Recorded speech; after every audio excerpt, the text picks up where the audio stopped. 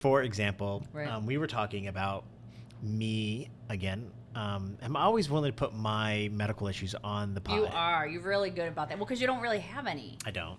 So they're not very stressful. Like, yeah. Well, they are stressful. I'm a little bit fatter than I was than I was a little while ago. My cholesterol is up. HIPAA. No, as long as we own it, that's the point. As long as we own the data, we can do whatever we want with it. I can talk about my fatness all I want.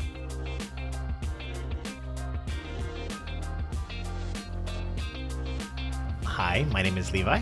Hi, Shannon Ellsworth. And this is Unlimited Access, a podcast for Ursamin.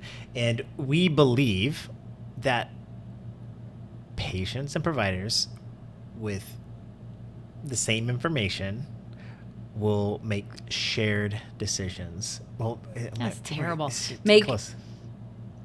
patients and providers make better decisions. When when they have the same information. they have the same information. When they have the ability to share the decision making. This is Shared- going to be a work in progress. Can you Yeah. tell? Shared. We believe. Let me help. Yeah. So, long story short, listener, over the last 3 or 4 podcasts, we've talked about this, and this gets into our subject today. The challenge is a mission and a vision for the company. We know functionally what we do, Yeah. right? So we don't have any functional issues with that.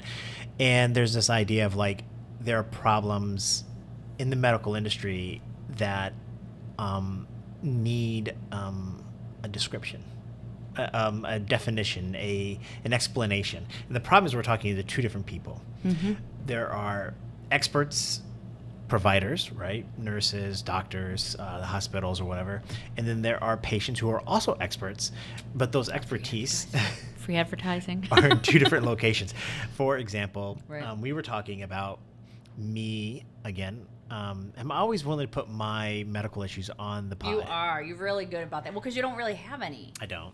So they're not very stressful. Like, yeah. Well, they are stressful. I'm a little bit fatter than I was a little while ago. My cholesterol is up. HIPAA. No, as long as we own it, that's the point. As long as we own the data, we can do whatever we want with it. I can talk about my fatness all I want. So when we say there's expertise on 2 ends, right? Expertise is. number 1 is doctors. Good way to put it. Doctors know how to, if they're given all of the information, data, whatever. They're it like might be, troubleshooters. they're really good at diagnosing and solving. Yep. Right? But we're giving them such a limited view. So if they're 100% was everything, Yeah. we're like, here's 10%, good luck, right? Yes. And so their job is to pull that out. On the flip side, the patient, and me in this example, we actually have 100% of all the information. Yeah. Sometimes it's maybe tied up in our blood work or something else like that. And what Ursamin does is it puts all that information all available, ready to go. Now, we also have ignorance. So on the patient side is we don't want to overload too much information to the physician also. Yeah. And so we can kind of screen through that information and give the physician or whoever, the provider, access to exactly what they need to make the right decision. Because at the end of the day, I don't know how to solve said problem that I have. I just know I have a problem. Right, So the example, I'm going to turn it over to you here in a second, Shannon, but my problem was, doctor, I'm really tired. Blood work, I'm fine. Other than, probably losing 20 pounds, you're pretty healthy, Levi. I was like, look, I can even touch my toes. I'm very flexible. I can't. So he's like, yeah, you're a really healthy person. And he said, well, why don't we order a sleep apnea test? Right now, I have access to Ursamin, but I did not put this information in, and I didn't share it for whatever reason. So the doctor's flying blind.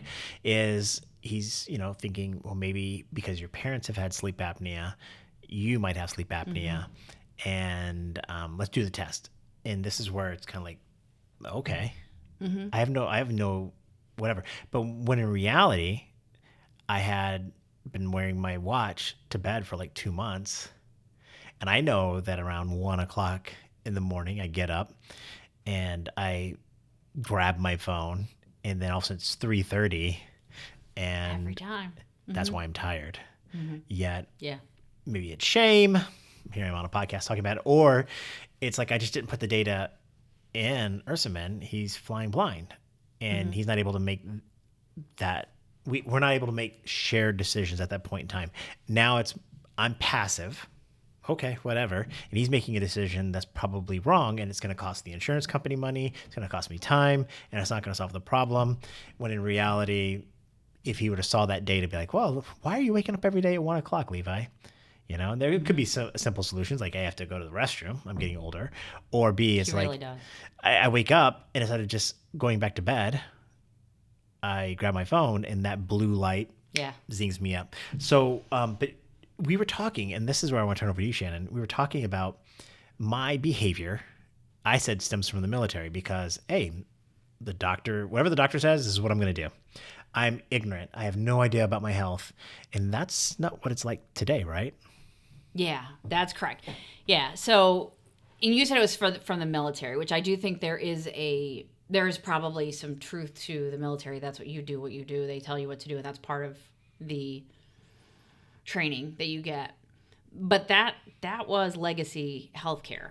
I think healthcare has come so far in what they understand about our health and why people are living longer, but have chronic diseases versus acute is because they've gotten so good at solving the really dire problems that many people are dealing with chronic illnesses. So in the past, like even my dad's age, my age, growing up, it was you follow the plan.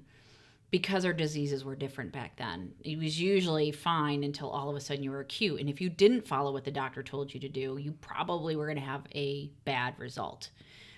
With chronic illnesses, just in the last 5 years, 10 years has been growing, and it's going to continue to shoot up, which is why everybody's pushing this, is it's a chronic problem. And the person that controls that, the outcome is you.